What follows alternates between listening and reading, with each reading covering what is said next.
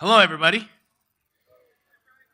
Today we are finishing up our series called Time of Your Life based on the North Point series. And this is part 3 of our series, and we are concluding things up today. And if you haven't been with us, if you don't normally attend Connect Church, then a series is just where we take a topic and basically we talk about it until we completely run out of stuff to say and everybody is sick about hearing about it.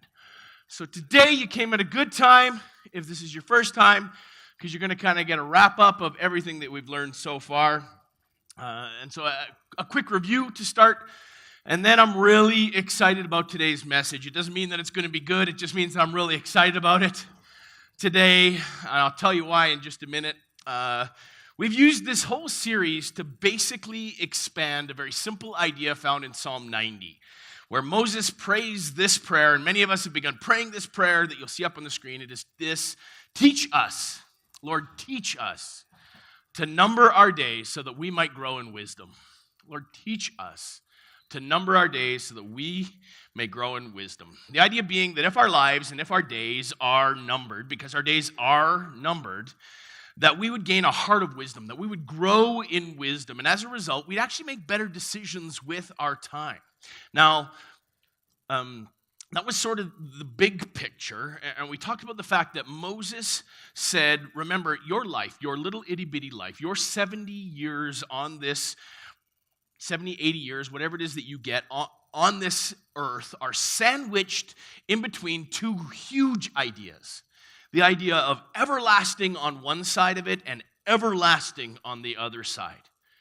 And that the only way to really find purpose in your few years that you're given on this earth is to understand how your little tiny story fits within the great, big, large, grand story of God and His everlasting to everlasting. But today, why it is that I am so excited is to share from a book in the Bible that 4 years ago even, I thought was probably the worst book in the Bible. To be honest, I'm not even sure why God put it in there 4 years ago. I would just read it and I just become so depressed. I'd be like, ugh, well, even breathe. In fact, you probably shouldn't read this until you're 50. Or you'll probably just want to go lie down in front of a train. Heads up, fair warning, all right? I'll explain that just a little bit more in a minute. But in the last few years, something in me has changed. Ultimately, my brush with cancer had a lot to do with it. And now I would say that this book of the Bible has moved into my top 5 of all of them.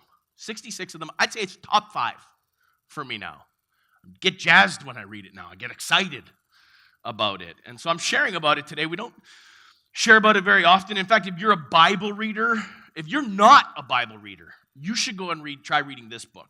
Okay, it's a short one, and you probably recognize lyrics from popular songs as you're reading this book of the Bible. You might be in a place where you're like, I don't even believe the Bible. I'm not even sure what it is that this thing is about. Man, this is the book that you need to go and read inside of the Bible. And you're going to be like, hey, I've heard that before. Hey, this person sang that before. They didn't even give them credit. And you're going to be like, I've been singing words. I've been singing Bible for years. You can be really upset about that, and I'm okay with it. It's called the Book of Ecclesiastes. Okay? The Book of Ecclesiastes, which is kind of a weird word. You can say it. Turn to somebody and say, Ecclesiastes. Try not to spit on them. Ecclesiastes. It was written by a guy named King Solomon. Now, King Solomon was a guy who was absolutely uniquely positioned in order to write this book, because King Solomon was a king in Israel, and he reigned in Israel for around 3,000 years.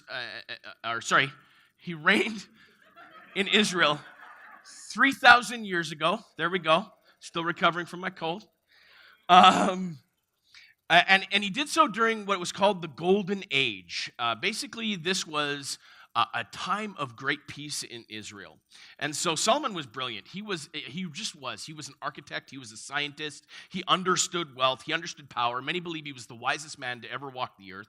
And so he experimented with everything. He experimented with marriage. He experimented with sheer pleasure. He experimented with wealth. He experimented with poverty. This is a guy who experimented with construction, with doing nothing, with idleness, and then also being super busy and going all out. He experimented with everything. He looked at relationships between men and women. He looked at relationships between children and fathers. He looked at inheritance and what happens when the money is passed on from generation to generation. And he explored everything that he could possibly explore and experience everything that he could possibly experience. Because, again, he had vast wealth and he had tons of time on his hands. He could do whatever it is that he wanted to. And so he did. And after living a life of just going crazy on all sorts of different aspects of it, he then devoted the later years of his life for tackling the big questions. What is life all about? What is it that we should spend our time on? What's the purpose of life? And so basically, Ecclesiastes is his culmination of a lifetime of trying to answer the question, what is the best way to spend the time of your life? What is the best way to spend the time of your life? And today I'm going to hit you with some of the highlights of it, but I do it with reservation because it's kind of a dangerous book. Because basically what you should do with Ecclesiastes is sit down and read it in one session. It's 12 chapters, I know, but the way that Ecclesiastes is meant to be read is in one long power session. And so honestly, today, don't leave here today and think, oh man, I got Ecclesiastes figured out. You won't. My recommendation is go home, spend a half an hour. The chapters are like super short. Spend a half an hour and plug through it. Or if you're like me and you're like a slow, dawdling kind of distracted reader, it takes about an hour and a half. All right? Put the time together and read it for yourself. I guarantee you're going to get something out of it. So today I'm going to teach you a few highlights, and then hopefully you're going to go home and read it for yourself. He starts with the main idea right up front. He's like, bam, here it is. This is the thesis statement. This is the Coles Notes. Here you go. Bam, here's the bottom line. It's the conclusion of life as he explored it, and it is this. Meaningless. Meaningless, says the teacher. This is Solomon talking. Utterly meaningless. Everything. It's meaningless. That's basically his whole point. We can go home, have a great day, be blessed. No. I'm serious. That is what the whole book is about. And everything else in the book of Ecclesiastes kind of goes in this direction. He says, I have explored everything. I've learned everything. I've seen everything, you guys. I've done everything. And my conclusion is this: it is all meaningless. That is life. It's meaningless. Everything under the sun, meaningless. And he elaborates just a little bit more for us in verse 3. Does anyone gain from all their labors at which they toil under the sun? Kind of like it. It's very poetic. Does anyone gain anything for all their labors as they toil under the sun? Yes, you in the back. What's that? Huh? You've got a truck. Okay. Good for you. What are you going to do with your truck? Drive it. Oh, you're going to drive it. Cool. Good for you. Then what are you going to do with it? Trade it. Good. What are you going to trade it for? Truck. Better truck. Oh, good. Awesome job. Then what are you going to do with it? Drive it. Okay. Then what are you going to do with it? Trade it for a better truck. Okay. Good. Then what are you going to do with it? Drive it. Then what are you going to do with it? Trade it. Then what are you going to do with it? Yeah, it's all meaningless. Isn't it? This is what it is that Solomon was saying. It's just the same over. No, it's all the same. Everything, life, your house, your phone, it's all going to be traded for something else. What are you going to do with your stuff? Use it, then lose it. Yep. He's like, that's his point. He says, in fact, throughout the whole book of Ecclesiastes, he talks about how you accumulate stuff and then you give it away to somebody else, or it fills a landfill, and for what? It is kind of meaningless, isn't it? Now, here's the trick to Ecclesiastes. Solomon, he is brilliant, and he is woven into this whole book a secret, woven into this whole book of Ecclesiastes, a secret kind of key. And if you have the key, you can unlock this book. But if you don't, like me, for years, you're going to be kind of like, oh, that's just, dude, like, take some kind of antidepressant. Ugh. But if you understand the key, suddenly this thing begins to like flower in front of you. And that was a really weird way of putting it, but it's so cool. Anyways, I'm gonna tell you the secret, okay? All right. The secret to understanding Ecclesiastes, because Solomon was so smart, he was just constantly messing with people throughout the book, is this little phrase right here, under the sun. Under the sun. 29 times it's written in the book of Ecclesiastes. We find the phrase under the sun. And it is this subtle, brilliant way of saying this to us. If all that there is to life is our time under the sun, then there is no meaning. If all there is to life is our experience under the sun, then there is no meaning. That if that's all that there is to life is our time, then it is all absolutely meaningless. It is like chasing the wind. It is dumb. Vanity. And because round and round and round we go, where it stops. No, we do know. You guys didn't follow last week. We do know. You're born, you go to school, right? Then you work for a long time, then you golf, and then you die. That is the order that everybody is going in. That is just the way that, sure, fish, some of us knit, I don't care, but that's the order, right? That's where it is that everybody goes, and for 12 short chapters, Solomon writes in a brilliant way truths that still apply today, timeless truths that will inspire you to live life differently. I like this one. God has made everything beautiful for its own time. Even in the midst of chaos and the grind, there is beauty. So appreciate it. Beauty in creation, beauty in you, beauty in the people around you. Are you looking for it though? Are you appreciating that? Then this. He says, he has planted eternity in the human heart. I love that. See, eternity is not religious. It is something that God put in each and every one of our heart. It's why every once in a while, you get all of these different writers, and they'll all seem to come together at one time, and they'll all be like writing these books about why it is that we shouldn't believe in God, and why there is no God, and why science doesn't need God in order to explain the origin of life. And everybody's like, oh man, look, I got this book, and I opened it up, and see, there's no God. Look, there's proof. Oh no, dear. Oh. And then after a while, they go,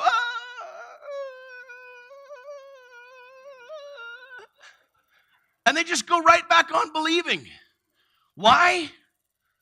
Because eternity is written in the human heart. It is planted in the human heart. It's like somebody who gets a book that says, I've got no knuckles. Oh, no. Wait a second. They're planted in my hand. I do have knuckles. It's okay. There is something innate in us that can't help but understand that there is something going on in the eternal and that we're a part of it. It's planted in your heart. And to know and believe that there is something other than what's under the sun. Then this part, I love it. But even so, people cannot see the whole scope of God's work from beginning to end. Raise your hand if you consider yourself part of the population of people, whether or not you want to be or not. Okay, yes. So maybe like me in the past, you've been like, wait, Solomon, you are confusing me. Come on, man. What is it you're trying to say? Okay, let me get this figured out. So life under the sun is sometimes random and meaningless, and I can't make it work out the way that I want to, and bad things happen to good people, and good things happen to bad people, and yet you're saying that God has been at work throughout that entire thing? And Solomon's like, yeah, God's been busy. He's been doing something. You can't comprehend it. Are you of the people? Yeah, you're a person. You can't comprehend it. But God is up to something. History is linear. Life under the sun is round and round and round and round. But with God, there is a big picture. There is something going on. under the sun. Outside of under the sun, God is doing something with a scope and a sequence to it. And the people part of humanity can't begin to fathom what it is that God is doing. But in our hearts, we go, yeah, but I just know it. There is something else at work. There is something going. I know it. I knew it. There has to be something more to life than this. But no one can fathom God from beginning to end. Ecclesiastes is kind of like the Coles Notes of true but depressing wisdom. It is true. It is. It is dense, but it is so approachable at the same time. You can approach it, and you will leave feeling like you can finally understand deep thoughts. Like you can understand deep thoughts as a result of the way that this guy writes. It is so cool. And you realize at the end of it, it's time for it to change for the better. And then Solomon, he wraps up the entire 12 books of this book buffet of this wisdom buffet. He says, after all this, there is only one thing to say. Have reverence for God and obey his commands, because this is all that we were created for.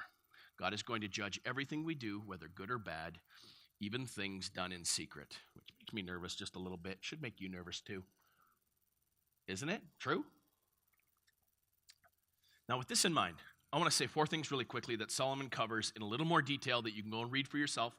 But first, I want to say something to all of the students, every single even here, all of the young people who are single. That's how I want to talk to you this morning. Okay? Every single morning and every single evening, I want you to do something. I want you to pray this: God, please show me your will for my life. That's all. In the morning, God, please show me your will for my life. Students, please, you get to get this right the first time. There are others of us in here who don't have that chance anymore. You have a chance to leverage your first few most important, impactful years to get this right the first time. You get to live your life refusing to be confused by the randomness and the compelling lull that will draw you into a life of selfishness. You don't have to go through that. You don't. Because I'm telling you this morning, you don't have to. And so whether you're 14, 15, 16, 20, I don't care. I want you to just wake up in the morning and go, God, I want your will. I want to follow your commands. I want to give you honor. God, if what it is that your will is and what it is that my will is different, I'm going to go with your will every time. God, if what it is that you've commanded is different from what it is that I want, I'm going to go with what it is that you want. I want to spend my time between my birth and my death. I want to live in such a way that honors you, that shows you reverence. And I'm telling you, students, I'm just telling you, there are people in this room here today, and there are people watching online right now who are in their 50s, in their 60s, that would just love to go back to where it is that you are today and get it right. Do it right. Because now they know. But now you know. And so that's good news. You get an opportunity to write. Now, singles, please do not embrace the myth that your goal in life right now is just to find that right person or that right thing. Have the ultimate moment where everything will be right in the world as a result of you finding that right person or that right thing. Solomon tells us that's chasing the wind. It's dumb. He says it's folly. He uses that word a lot. I kind of like it. Folly. Turn to somebody beside you and say, folly's a fun word. But it's a stupid life choice. All right? Fun word, stupid life choice. Read Ecclesiastes, and what it is that he is saying is maybe spend your single years doing something different. See, the greatest opportunity that you're going to have with your time is to find something with purpose. He challenges us to kind of go on this, find your God adventure. That's what it is that your role should be. A God adventure. Find something with meaning that goes beyond this life. Pour your extra time into that. And I know you might be thinking, man, dude, like you don't know me. I have no time. I have no time for that. Can I just say that those of us who are married and have kids, we laugh at you. we don't laugh at you. We laugh directly at you. Not out of disrespect and not out of love. We love you. We do. We love you. But you have no idea. Sometimes Jody and I just sit around and think back to our single days and go, what did we do? Did we just sleep for 15 hours? Is that what we did? Some of you are like, yeah, that's what it is that I do, and I got no time. No, you have time. You do. Use it differently. You can. It'll be awesome. Get on your God adventure. Your life. Here's the great news if you do this. If you get onto a God adventure and you just leave, putting aside I got to find the right person or I got to find the right thing. If you put that aside, I guarantee you, if you get on a God adventure, eventually you're going to get to a place where you look to your left or you look to your right, and suddenly you look to your right and you see somebody else who is also on that same God adventure. And you're going to be like, I like the look of that person on that God adventure. And everything will work out the way that it's supposed to if you focus on the thing that you were supposed to actually focus on. Focus on the eternal. Focus on the God adventure. And God will give you the longings of your heart. He will. But don't try to put that thing first. Don't try to put that person first. It's meaningless. It's chasing the wind. It is folly. Now, if you're married, he specifically addresses marriage as well. He says, married people, love and cherish your husband or your wife. And if you have children, man, love and enjoy. He puts it this way, enjoy and cherish the children of your youth. I like that. Notice it says enjoy the children of your youth, that you should enjoy them while you're young as well. Parents, see, if you have children, love and enjoy them now. And if you can just listen to me, parents, just click back on. If you dozed off for a second, click back on for a second here and just focus. Dads especially. Man, dads, you got to get this. The quality and the quantity of your relationship with your children, do not ever trade that for a job that somebody else is going to have someday. Do not ever trade that for a house that somebody else is going to live in someday. Do not ever trade that for a vacation that somebody else is going to take someday. Do not trade that important quality and quantity of time with your children in their youth for something that someday you're going to look back and go, man, I would trade it all if I could just go back and try it again. I would. Because you are going to get to a stage in your life where you are going to look back and you'll wish that you could just do something differently. For your actual best opportunity to invest in something that outlives you and impacts future generations. Parents, can I challenge you? What if the greatest things that you will do in this generation is invest in your kid who will impact the next generation? You got one shot, though. Don't waste it on chasing the wind, chasing things that are meaningless. Solomon drills that down in the book of Ecclesiastes. He says, don't miss the opportunity because it comes and it goes. You know, there are men and women listening to this message, sitting in this room right now, who would love to go back and trade all of that stuff, all of their experiences for a relationship with their son or daughter that was different. One that could now be one of mutual respect and connectedness. But it's gone because they traded it for chasing the wind. Yesterday, I spent the morning, I got so sick last week, you guys. I was down Monday, Tuesday, Wednesday, Thursday. Spent in bed, could not get out of bed. That gives somebody some perspective at that time. I was out, but I started to feel a little bit better. And yesterday, I decided to make good on my promise. I told my son I was going to take him skiing on Saturday, but hadn't had a message. So yesterday morning, I began writing my message, and then I skied for a half day. Anyways, in the half day, in the morning, I was just sitting down and I was writing and reading and praying and thinking. And anyways, got to ski with my son in the afternoon for a little bit, and then he had some buddies, and they went up together, and I was a single, so I went up with this other guy, single, and we're going up the chair together. And was talking with this guy, and he was talking about all the cool jobs that he had, and he worked for Environment Canada, and all the cool things that they did up there, and all the cool things he did in Tuktoyaktuk, and all the cool things that he did for these people, all the cool things he did in Saskatchewan. I'm like, you did something cool in Saskatchewan? He's like, yeah, I did this and that. And I said, oh, cool, do you have kids? And there's a shift in his countenance. Everything just changed. He's like, yeah, I got 4 kids.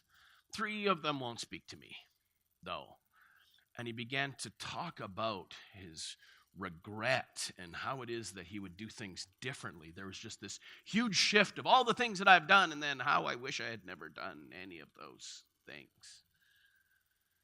And he talked about how he just decided to move to Kimberley in order to, how did he put it? Something along the lines of escaping regret through recreation. It's like, Like, I think I'm going to go read Ecclesiastes so I can cheer up.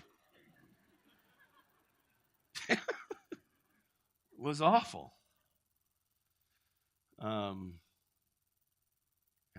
was he wrecked my day, mostly because like my goggles were like all fogged up afterwards. We get one shot, parents. We get one shot. And for those of you who are empty nesters, maybe you're here and you are an empty nester. You already know all of this, don't you? None of you are taking notes today. All of you guys are like, yep. Hope you're listening. Hope you're listening.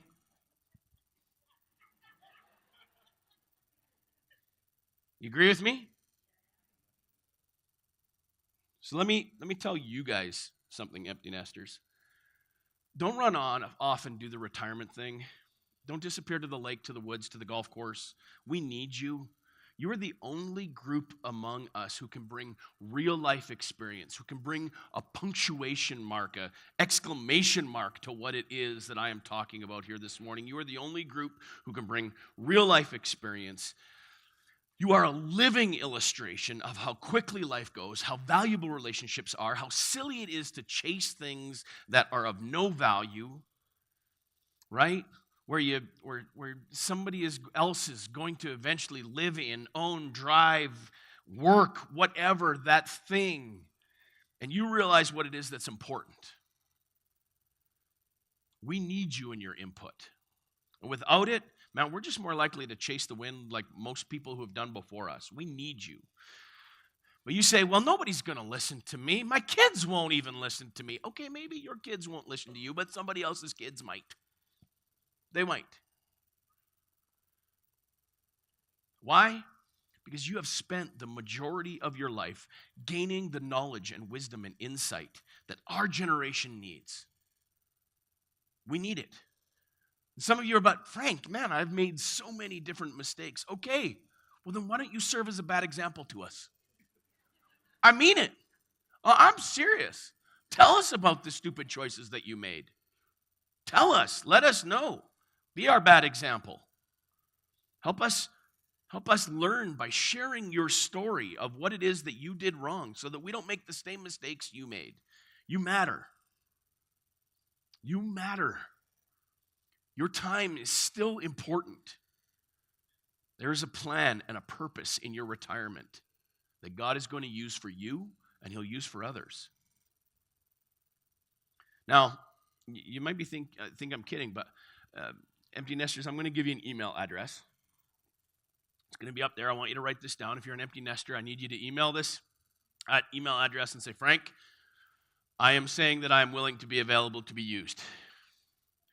I'm available to help. And do you know where we need help? We need help in all sorts of different places.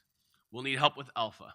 We'll need help with pairing you up with young married couples. Act as a mentor to them. Tell them all your stupid things that you did and tell them all the good things that you did. They'll listen to you. Why? Because you have gray hair. Pretend to be wise. Okay? Gandalf, wise. gray.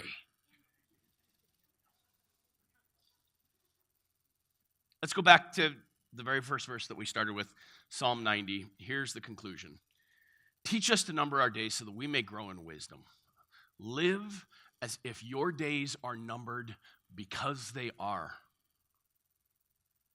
But live as if your days are numbered by God because they are.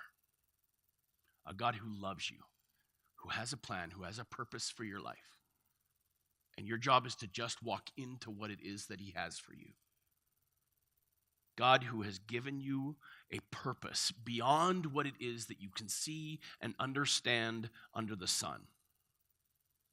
Live as if your days are numbered and gain a heart of wisdom and leverage that wisdom for a purpose that goes beyond today, that goes beyond the mundane, that goes beyond the cycle, that is a part of the everlasting to everlasting, goes beyond the simply short bookends of your life. Every day of your life, just pray this prayer. God, teach me to number my days. God, teach me to number my days. God, teach me to number the days that you have been given me. Because they're numbered by you, God, and you need me to do something. Show me your will. Show me where it is that I need to be used so that I am fully leveraged for something bigger than me, broader than my few years under the sun, something that attaches to the grand story that you are writing. Something who because God, as Solomon said, is doing something. God is doing something. God is doing something that is beyond our comprehension. But the God who is doing something has put something in your heart, eternity. It points you to where it is that he is calling you to move into. Because eternity is in your heart. Live as if your days are numbered, because they are. But they're numbered by a heavenly Father who has invited you into a story much grander than anything you could be a part of in your meaningless life. But you got to want in. Let's pray. God, sometimes we get just so distracted, and it seems so meaningless when we hear that stupid truck thing. And yet we do that every single day, whether it's with our phone, or whether it's with our computer, or whether it's with our horse, or whether it's with our cat, or whether it's with something less than what it is that our time is supposed to be used for. God, please just make us aware of your will for our life. Make us aware so that we don't get sucked into the distraction. Make us aware of what it is that you want us to be doing. Something that is a part of your grand narrative, your grand story. God, we want in. Please forgive us for sometimes making this life about ourselves. Please forgive us for being selfish. Please forgive us for getting off track. Please forgive us for not seeking the things of you. We want to be better. We want to do better. We don't want our life to be one of folly. We want our life to be used. So teach us to number our days. Give us your wisdom. In Jesus' name, amen. You know, if you are new here and you are wondering, we always have next steps for people at this church. Every single person in here has a next step. And if you're not sure what it is that your next step is, then I recommend you head to the Ask Me booth. Somebody will direct you towards your next step. If you're not sure what it is that your next step is and you need prayer, then there will be some people who I'm gonna encourage you to go up the stairs. We're gonna start doing this from now on. If you want some prayer, if you're like, man, I got a few extra minutes. It's only like, what time is it? Yeah, it's only 11:50. I got 10 minutes. Maybe you just head up the stairs and you go and you understand, you hear from God what it is that your next step is.